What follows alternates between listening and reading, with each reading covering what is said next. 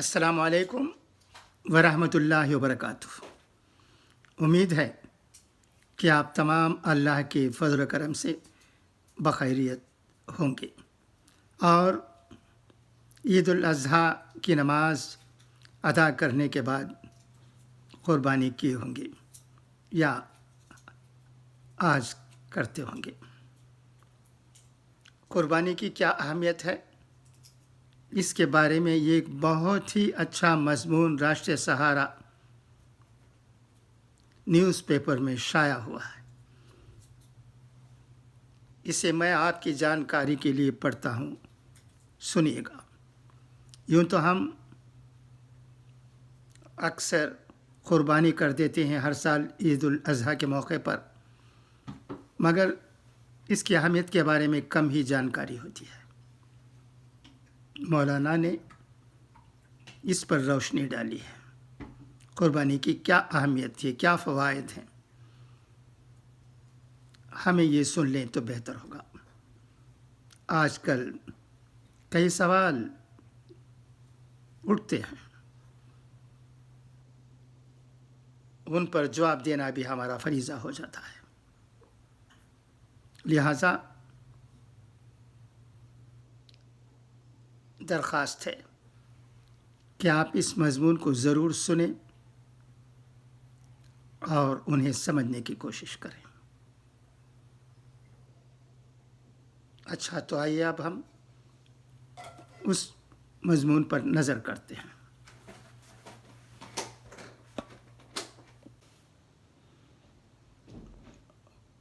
क़ुरबानी इंसानियत के लिए क्या पैगाम रखती है, ये मज़मून मतीउर रहमान औफ नदवी साहब से लिखा गया है।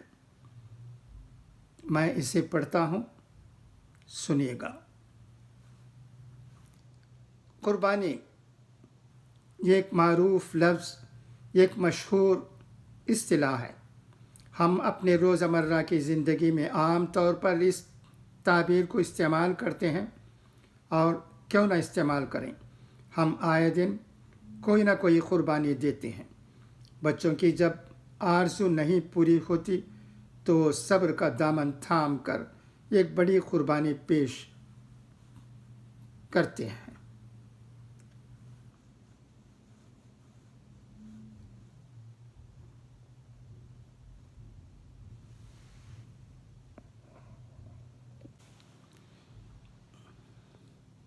माएँ अपने बच्चों की परवरिश के लिए अपनी नींद और भूख प्यास कुर्बान करती हैं, तो बात मशक्क़त करके अपने राहत व आराम को तय कर देना है।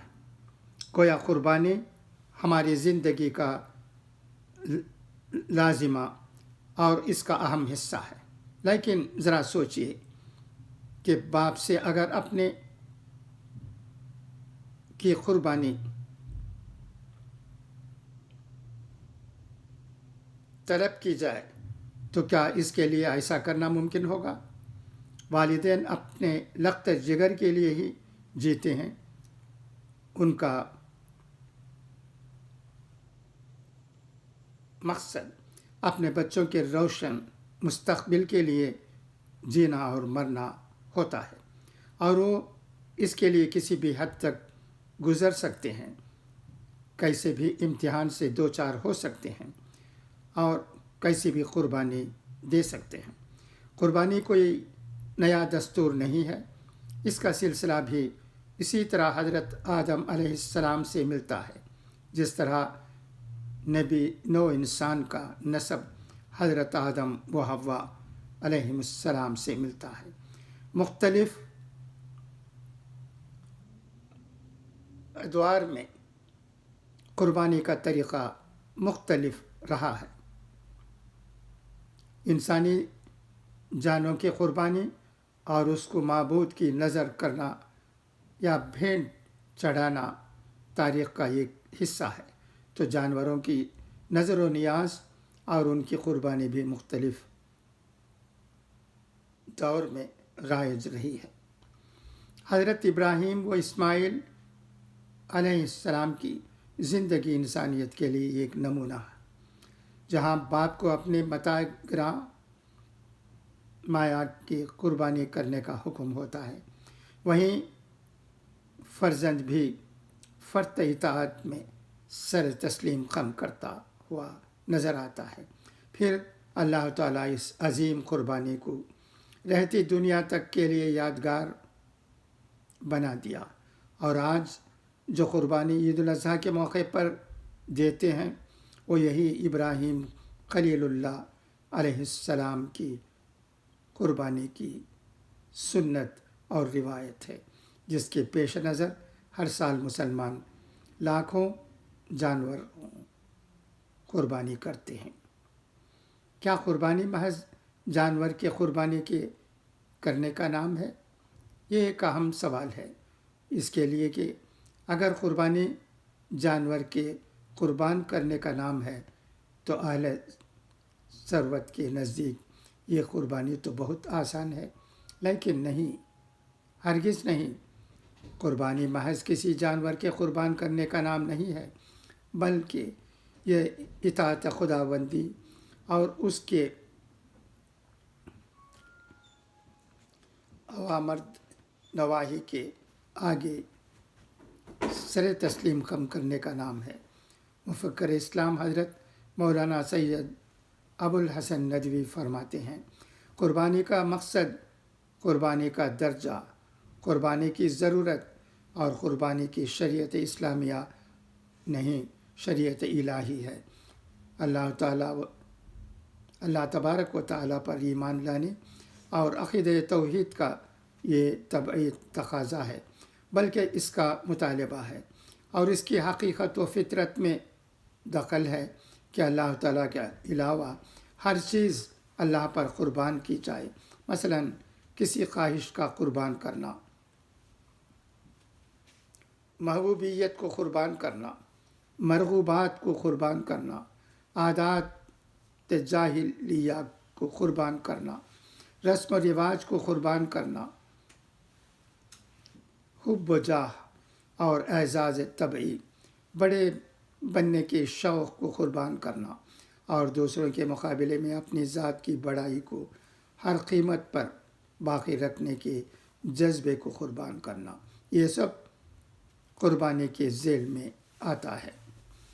اس لیے قربانی کو زندگی کے ہر شعبے اور جز میں پیوست کرنے کی ضرورت ہے، اور اس کو اللہ تعالیٰ کی رضا کے لیے خالص کرنے کی ضرورت ہے۔ اسی طرح اللہ تعالیٰ کے حکم کے مطابق مخصوص ایام میں قربانی ایک ایسا ذمہ ہے جسے ادا کرنا ہے، لیکن زندگی کے ہر لمحے اور ہر موڑ پر اس کی وتیرہ بنانا یہ بھی کسی فرض عین سے کم نہیں ہے۔ ذرا سوچئے کہ اگر ہم اسوہ ابراہیمی کے مطابق اپنی زندگی کو ڈھال لیں تو ہماری زندگی میں کیسا انقلاب برپا ہو جائے، اور اگر ساری انسانیت اس کو آئیڈل بنا لے تو دنیا کا منظر ہی بدل جائے۔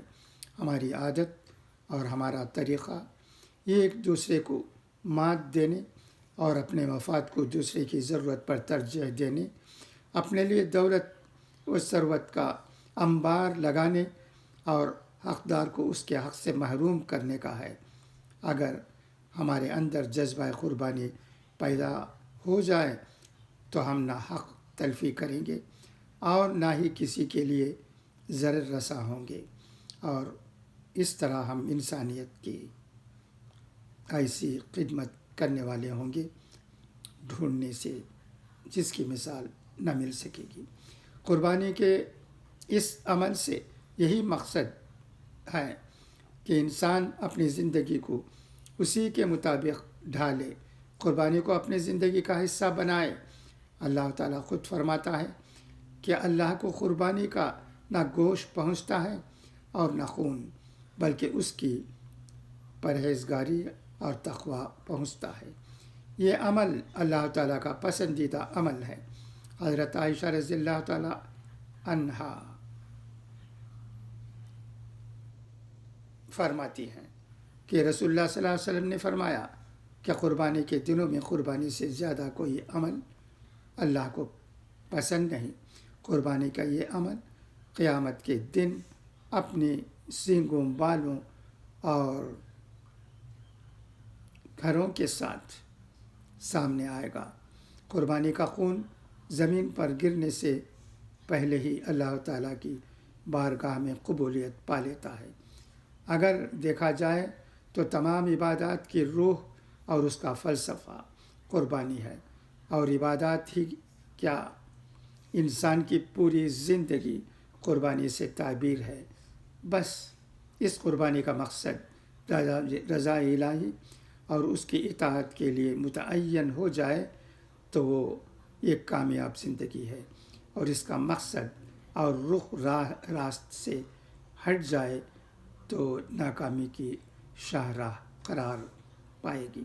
قربانی کے فلسفہ اور اس کی حکمتوں کو اگر قرآن و حدیث کی روشنی میں مرتب کیا جائے تو یہ خلاصہ سامنے آتا ہے کہ ایک، یہ تقویٰ اور خشیت الہی کے اصول کا ذریعہ ہے۔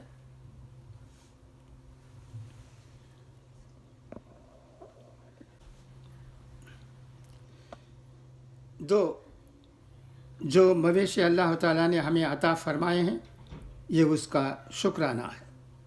تین، یہ شاعر اسلام میں سے ہے اور اللہ تعالیٰ کے ذکر کا سبب ہے۔ حج و عمرہ میں جس طرح انسان اپنے قول و عمل اور دل کو اللہ تعالیٰ کے تابع رکھتا ہے، اسی طرح قربانی کر کے یہ ثبوت فراہم کرتا ہے کہ اللہ تعالیٰ کے لیے وہ خود اپنی جان بھی نچھاور کر سکتا ہے۔ چار، قربانی دراصل انسان پر اللہ تعالیٰ کی بے پایہ نعمتوں اور انسانی جان و مال کا شکرانہ ہے۔ پانچ، یہ بزرگ ترین پیغمبر حضرت ابراہیم علیہ السلام کی بے مثال قربانیوں کو یاد کرنے کا مناسب موقع ہے۔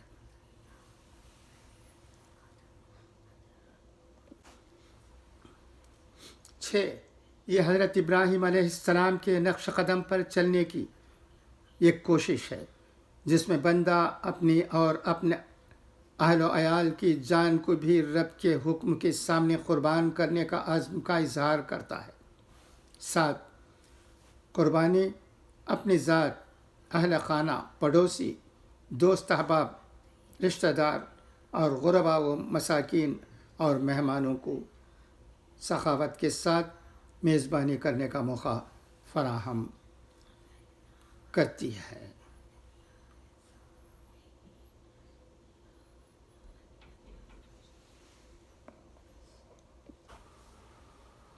8، قربانی اللہ اور رسول صلی اللہ علیہ وسلم کی باتوں کی تصدیق، صبر، ایثار، عزیمیت اور استقامت کی راہ دکھاتی ہے۔ 9، قربانی نفسانی خواہشات کی قربانی اور نفس امارہ کو ذبح کرنے کی علامت ہے۔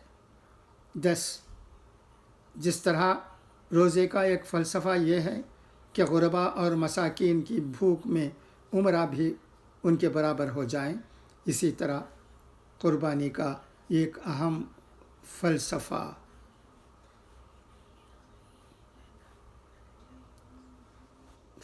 ہے کہ غرباء اور مساکین کھانے میں عمرہ کی طرح تازہ اور وافر مقدار میں گوشت کھا سکیں۔ 11، قربانی ہمیں اخوت اور بھائی چارگی کا پیغام دیتی ہے۔ قربانی ایک دوست کو دوسرے دوست سے، ایک رشتہ دار کو دوسرے رشتہ دار سے، ایک امیر کو ایک غریب سے ملانے کا سبب ہے۔ 12، قربانی انسان کو کبر اور غرور سے دور کرتی ہے اور تواضع و انکساری پیدا کرتی ہے۔ 13، قربانی دراصل مال میں زیادتی کا سبب ہے، کیونکہ جو مال اللہ کی راہ میں دیا جاتا ہے وہ کم نہیں ہوتا ہے بلکہ اس میں برکت ہوتی ہے اور وہ بڑھتا ہے اور پاک ہوتا ہے۔ 14 قربانی بین الاقوامی مسلم اتحاد کا ذریعہ ہے، اس لیے کہ پوری دنیا میں لوگ انہیں مخصوص دنوں میں قربانی کر رہے ہوتے ہیں۔ 15 قربانی کا فائدہ یہ بھی ہے کہ اس سے مال کی محبت کم ہوتی ہے، سخاوت کرنے کی عادت بنتی ہے، اس سے بخل، حرص، ایک دوسرے کا حق مارنے وغیرہ جیسی عادتیں ختم ہوتی ہیں اور ایثار و خیر خواہی کا جذبہ پیدا ہوتا ہے۔ 16 سال میں کم از کم ایک بار گوشت کھانے سے جسم کی بہت سی ایسی ضرورتیں پوری ہو جاتی ہیں جو صرف گوشت کھانے سے پوری ہو سکتی ہیں۔ 17 مختلف انڈسٹریز اور بطور خاص غربا کے لیے روزگار کے موقع پیدا ہوتے ہیں اور ملکی اور عالمی معیشت کو تحریک ملتی ہے۔ 18 قربانی مصیبتوں اور آزمائشوں میں ڈٹے رہنے کا جذبہ سکھاتی ہے۔ ابراہیم علیہ السلام کی ان تمام قربانیوں اور امتحانوں کو ذہن میں تازہ کرتی ہے جو انہوں نے اللہ تعالیٰ کے لیے کیا۔ گویا قربانی کی نیت یہ ہوتی ہے کہ اے اللہ، میں ان تمام قربانیوں کے لیے تیار ہوں جو ابراہیم علیہ السلام نے دی تھی۔ میں اس کے لیے حرام کمائی تو کیا، گھر بیوی تو کیا، اگر اولاد کو بھی ذبح کرنا پڑے تو تیرے حکم کے آگے کر دوں گا۔ 19 جانور کی قربانی کی اہم حکمت انسانی جان کا تحفظ ہے۔ مولانا ابو المرجان فیض جی لکھتے ہیں، پہلے معبود کے نام پر انسانی جان کو بھیٹ چڑھائی جاتی تھی، جیسا کہ بعض وحشی قبائل میں آج بھی رائج ہے۔ ابراہیم علیہ السلام کے اس عمل سے انسانی قربانی کو جانوروں کی قربانی سے بدل دیا گیا۔ یہ ساری انسانیت کے لیے فائدے کی چیز ہے، ورنہ آج بھی معبود کے نام پر نہ جانے کتنے انسان قتل کیے جاتے ہیں۔ خلاصہ کلام یہ ہے کہ ہمیں اپنی زندگی حضرت ابراہیم علیہ السلام کی سیرت کی روشنی میں گزارنی چاہیے۔ ان کی زندگی ہمارے لیے اسوہ اور نمونہ ہے۔ نیز نبی آخر الزماں حضرت محمد مصطفیٰ صلی اللہ علیہ وسلم جو شریعت اور احکام لے کر آئے، ہمارے نجات اور آخرت کی سرخروئی کے لیے ان پر عمل کرنا لازم ہے، اور عید الاضحیٰ کے اس موقع پر ہمارا اظہار ہونا چاہیے کہ ہم اپنی زندگی میں انقلاب برپا کر کے انسانیت کے سامنے ایک مثال اور نظیر پیش کریں گے انشاءاللہ تعالی۔